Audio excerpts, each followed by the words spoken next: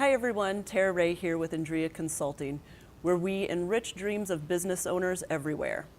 Today I'm here with Amy Segami, and Amy is an engineer turned artist who paints on water. And as a professional speaker and coach, Amy paints on air with words. Welcome, Amy. Thank you for coming and talking with me today. I really appreciate it.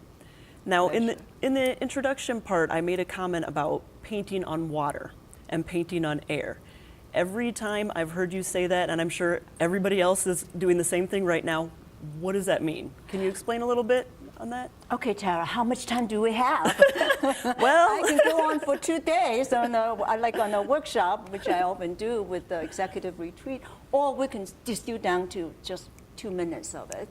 It's painting on water is actually an ancient 2,000-year-old Japanese art form. Traditionally, the priests would meditate in front of the pond, the water, and just let their thought empty it into the water by taking a brush, dip into the ink, and touch the water surface gently. oh wow. Technically, supposingly, they just let it flow, just like Asian philosophy, you know? You just go with the flow, you don't manipulate, you don't do anything differently about that. My training in fluid mechanical engineering works with water all the time. And as soon as I heard about that, I go, ooh, there must be something kind of, yes, and combining it. So I was able to apply fluid mechanical engineering, viscosity, surface tension, to actually manipulate the shape and the form of the image somewhat. And once the design is created, I will take a piece of paper, lay on top of it, and capture. Wow. So there are works of painting on water that is dried, matte, and hung on the wall, gallery, collector's home, and museum. So it's known as paintingonwater.com. Wow, that is very interesting. I've never heard of that until I met you, so that's great. So now to bring that over to the other piece of it, when you do your speaking engagements and your coaching, how does that intermix with the painting on air? What does that all entail? So painting on air, as we speaking spoken words, we're literally painting the image of the story we tell, the message we want to craft in the air, so people can get that message in their head. There's some neurology study nowadays and research being done that when the speaker is in front of the stage talking to a group of audience, they literally, the audience are forming the image of what we speak. So that's why painting on air makes sense. Wonderful, wonderful. So I know you do a lot of different speaking engagements and a lot of different coaching and stuff. What is one of your main things that you kind of focus on that is kind of hot and exciting out in the world right now? Well, the most exciting thing, I think, is about putting people together, creating that collaborative mindset. Gone are the days that we can be siloed, engineer as engineer, artist as artist. And so since for a quarter of a century, I've been doing this mixing, you know, integrating, interdisciplinary, and cross-functional aspect of it, that there are a lot more and more corporations as well as small companies, and more so with the entrepreneurs, have that need of able to combine things together. And after all, that's what innovation is all about, is to be able to take some extreme concept from one side to another side, put them together, and all of a sudden you have something new and different. That's wonderful. So is that kind of the main place where you focus on in your coaching with entrepreneurs and getting them to understand the whole large picture of the Yeah, with the entrepreneurs, they need to build a smart team.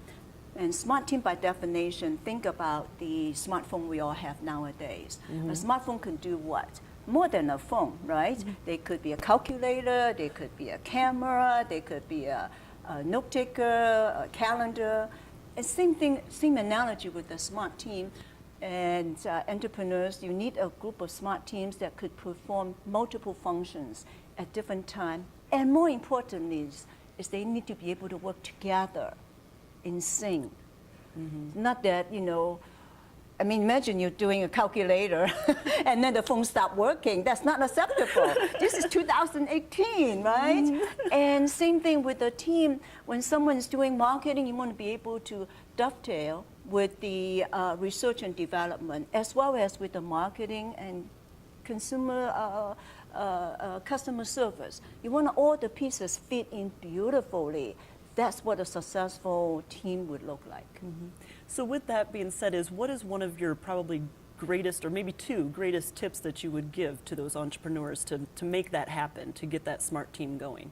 Well, because you work with a lot of companies and talk about making their dream come true, empower and reach their dream. So if there's a dream, there needs to be a team. And like not that. just any team, not just, hey, just sign up. It's like, think about the working style. Think about the mindset. And the key of success, the tip to your audience, to your viewers, is to have diversity. The more you can have people so different from you together in the same room, is when you can have something interesting, exciting happen.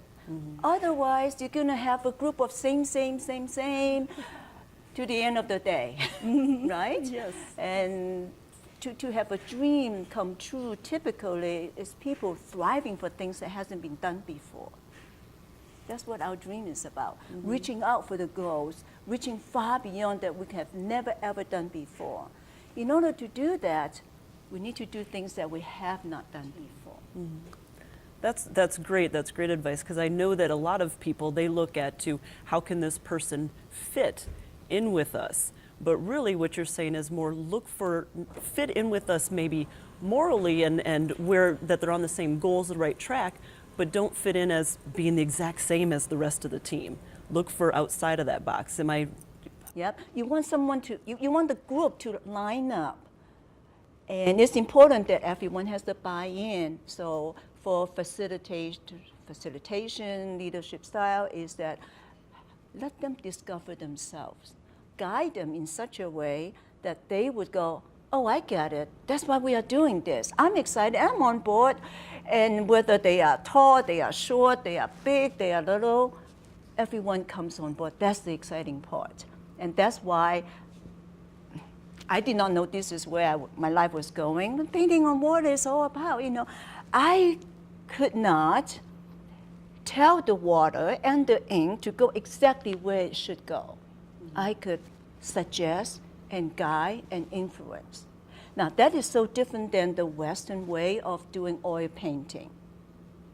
Now, oil painting, you can paint over it again, and again.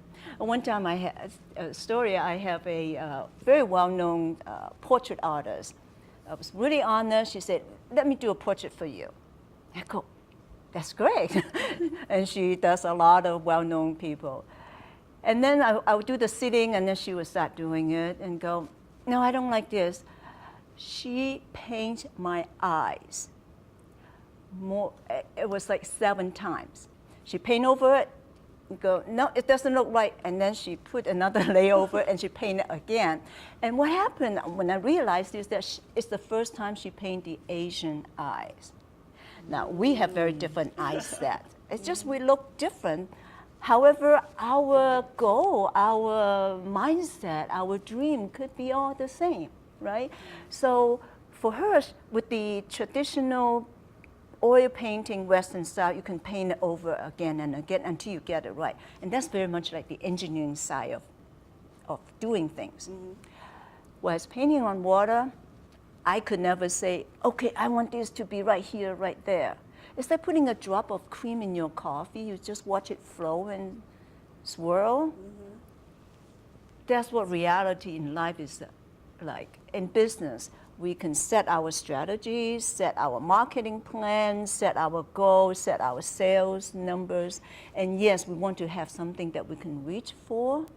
However, how to get there, it's better to have some flexibility.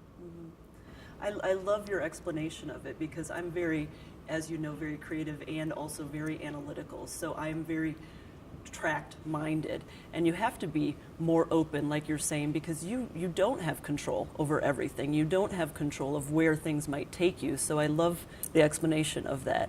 I love sitting here talking about it because it's very interesting to me. Thank you. And you were asking earlier about what is the trend, what is interesting out there.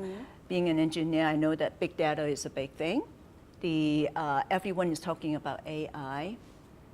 I think we always wanted, you and I always talk about where's the next big thing is going to be. Look ahead of time, right? So look ahead is that people are so much in collecting data, and there's a lot of business generating it. Good for them. I would question, what does the data mean? Look at it. Look at the pattern. Look at the trend. Interpret it. I think that's what the next big thing is going to be. AI is collecting all the information, predicting how you're going to behave.